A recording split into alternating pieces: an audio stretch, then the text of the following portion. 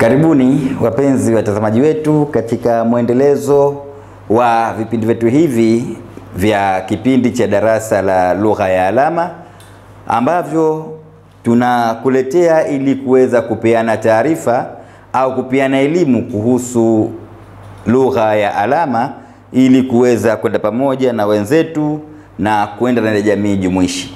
Kipindi kilichopita tuliishia katika maeneo ya maamkizi na tukasema kwamba tutaendelea katika kujitambulisha, ambapo ndo leo tutaanza na darasa letu katika kujitambulisha.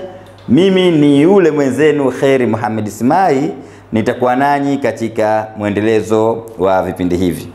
Na leo tunaanza katika alama au katika sehemu ya kujitambulisha. Kujitambulisha hii ni kuweza kufahamika wewe ni nani na unatokea wapi na kila kitu ambacho kinachokuhusu wewe. Kwa hivyo baada ya kupeana maamkizi, kinachofuata ni juu ya kutambulishana. Ni ipi alama ya kutambulisha? Kutambulisha kama tunavyoijua ile yenyewe kwamba unachukua vidole unaweka katika shape yetu hii. Hii shape hii ndio inaojenga alama ya kujitambulisha.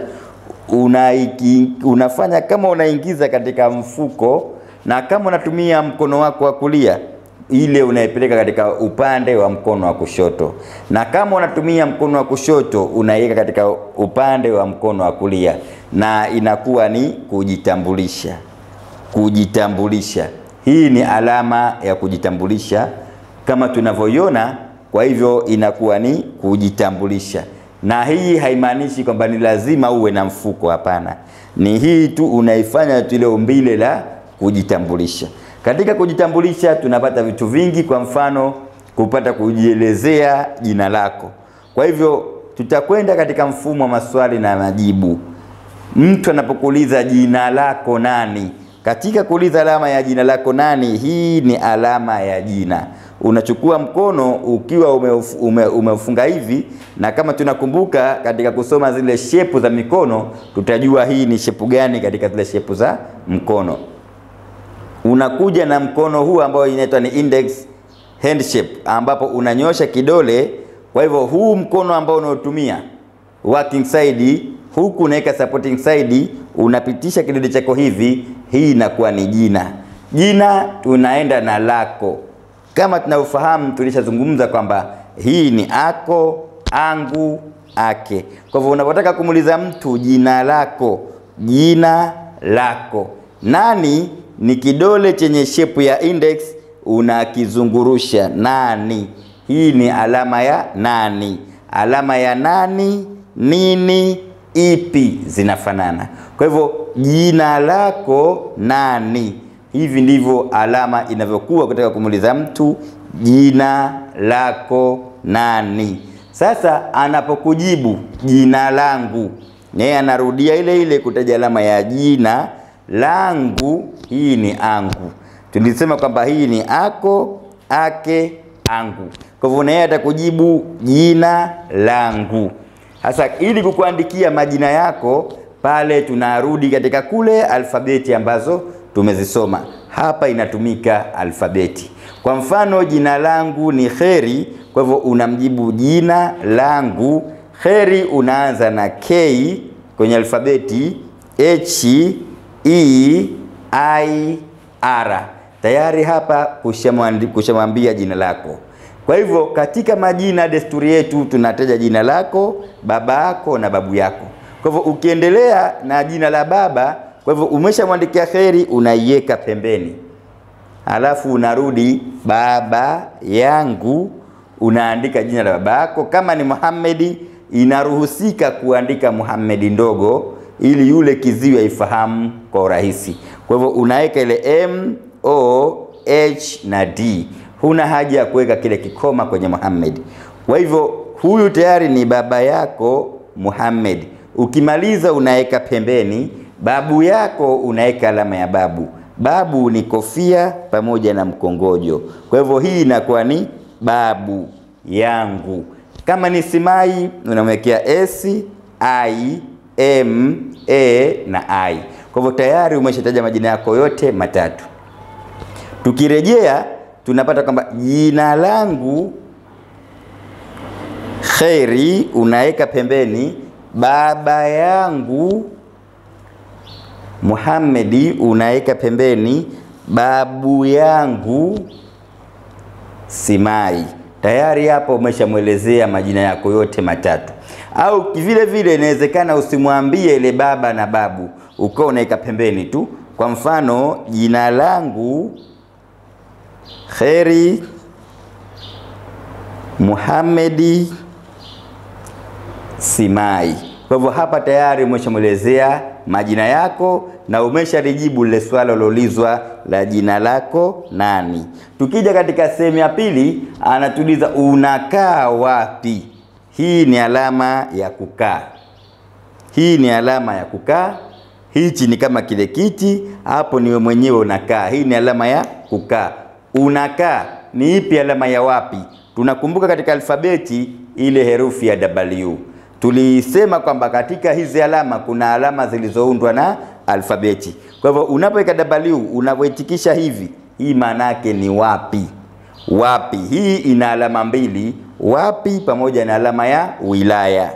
Kwa hivyo hii ni wapi, mdomo unaangalia na vile vile uso. Lazima kama unauliza swali, uso ubebe ile picha kwamba unauliza swali. Unakaa wapi? Unakaa wapi? Kwa hivyo unapotumia lugha ya alama, mdomo hauruhusi kusema, kutoa sauti, ila unaenda juu na chini. Kwa hivyo ukishamuuliza hivyo, tayari anakujibu unapokaa. Naye anakuambia ninakaa, hii alama ya kukaa, ninakaa. Kama ni Fuoni, unaweza ukamwandikia alfabeti kwa kumwambia Fuoni, au Magomeni unaweza ukamwandikia kwa kuandikia Magomeni. Lakini kuna baadhi ya mitaa mingi ina alama zake. Kwa mfano Fuoni unaweka alama ya kufua alafu unaweka F. Hii ni Fuoni. Magomeni unaweka alama kama unapiga ngoma.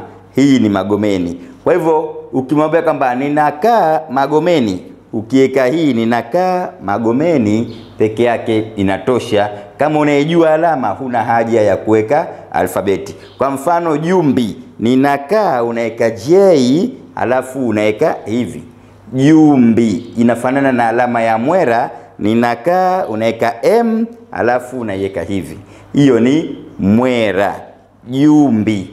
Na ninakaa Daraja Bovu, ninakaa Daraja Bovu. Kwa hivyo iko mitaa mingi ambayo ina alama yake. Ninakaa Bububu, BBB. B3 hii inaonyesha kwamba ni Bububu. Tayari umeshamuelezea unapokaa.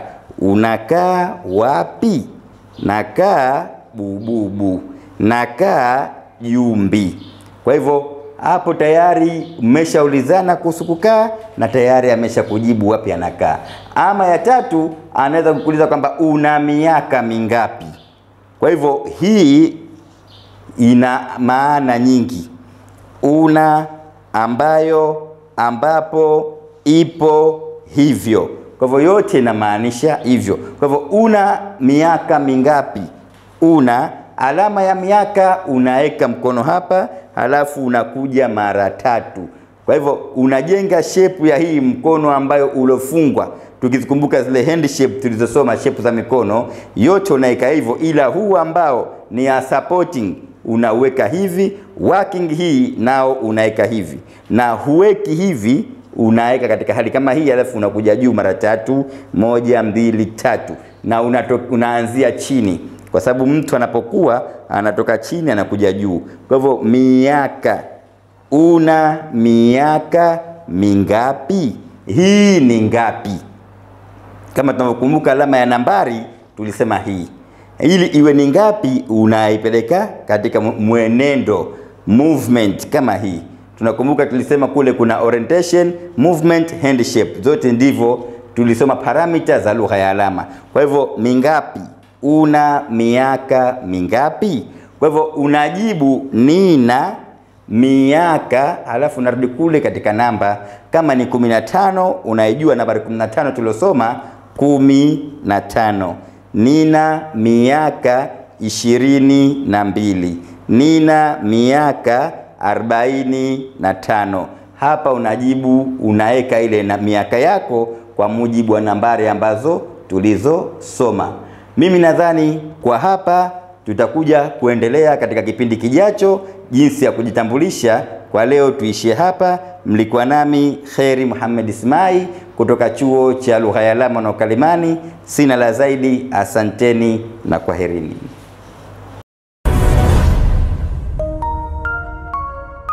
Usisahau kusubscribe, like na kucomment.